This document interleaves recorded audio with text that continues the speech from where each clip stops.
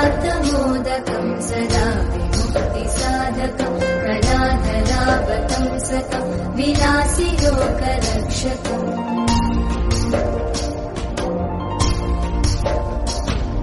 अनायकैकनायकं विनाशिते भदैत्यकं तथा शुभाशुनाशकं नमामि तं विनायकम्। क्लब ना हूँ जूनियर बॉयज क्लब ये स्टार्टिंग हबार फास्ट सीनियर माने करते 15 वर्ष हो गले पूजा को। तो मुकेश कहीकि गोटे पिलाटा तार जब चाकरी है से गणेश टोटाल खर्च ये कर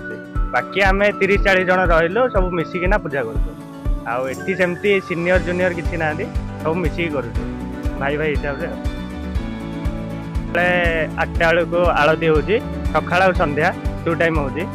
भाईना आसती सका संध्या भी भाईना आसती 6टा बेले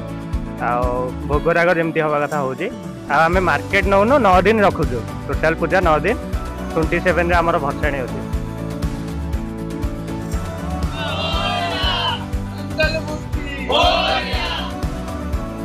मो ना है शुभम नंद एवं आम क्लब ना है फ्रेंड्स क्लब जोटा रेतंग कॉलोनी रे अच्छी।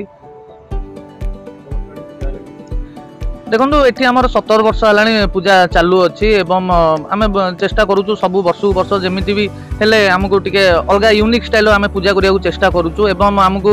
सबू जगार आमको भी सहयोग मिलूँ